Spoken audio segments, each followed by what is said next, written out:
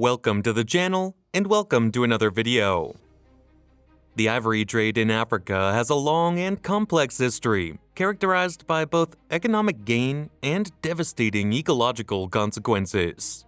In this video, we will look at the origins of the trade and explore the countries who were both involved and benefited from it. The ivory trade traces its roots back to ancient times when African civilizations revered elephants for their cultural significance. However, it was the arrival of traders from distant lands that marked the beginning of organized ivory commerce.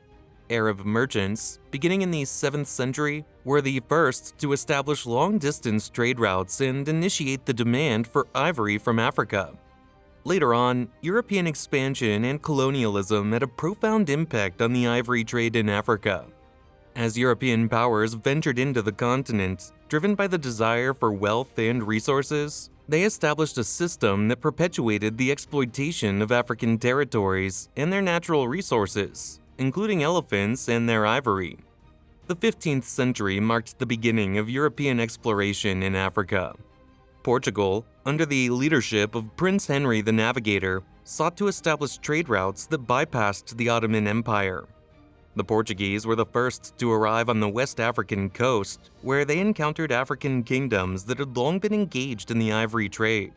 Recognizing the value and demand for ivory in Europe, the Portuguese saw an opportunity to establish a profitable trade network. Portugal's success in controlling key coastal territories, such as present-day Angola and Mozambique, allowed them to dominate the African ivory trade. They established trading posts and forts along the coast, exploiting the existing African networks and acting as intermediaries between local suppliers and European markets. Portuguese traders, armed with superior weaponry and the backing of their colonial power, were able to exert control over ivory-producing regions. As other European powers entered the scene, competition for African territories intensified. Britain, France, Belgium, and Germany joined the race for colonies, each seeking to establish their own ivory trade networks.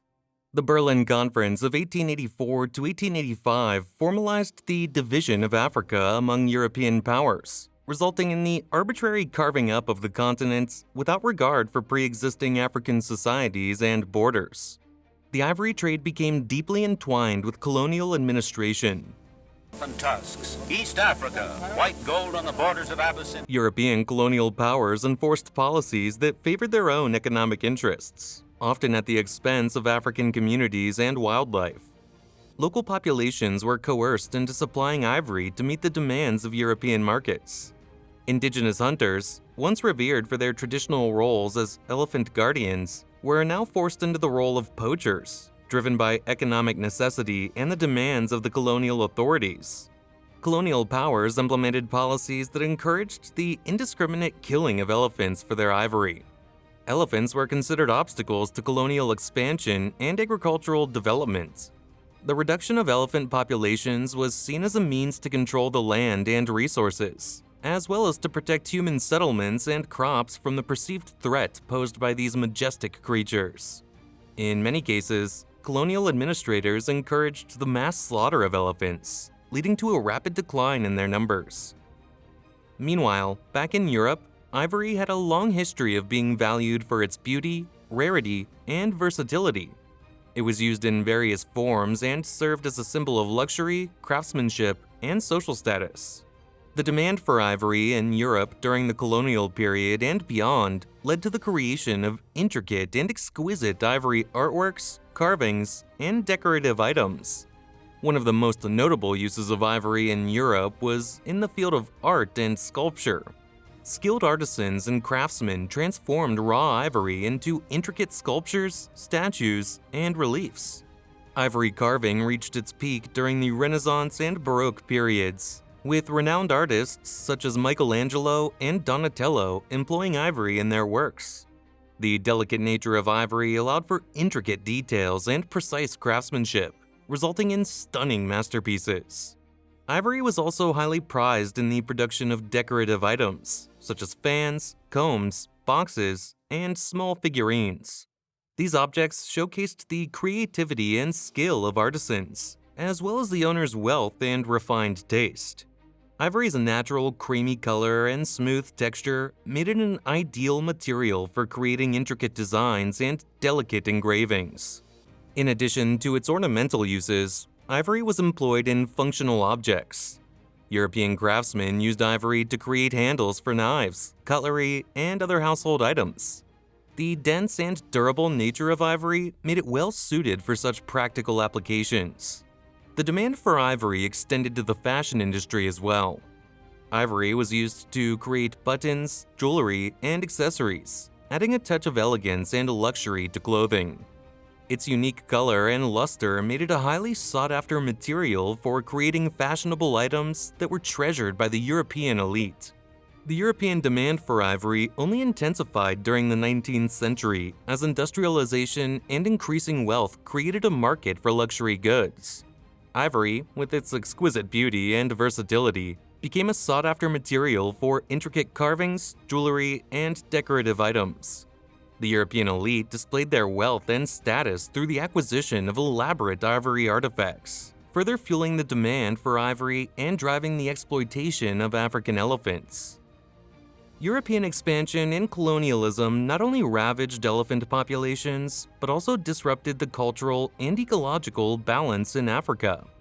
The loss of elephants, as keystone species, had cascading effects on ecosystems, impacting plant communities, other wildlife species, and the livelihoods of local communities who depended on the resources elephants provided.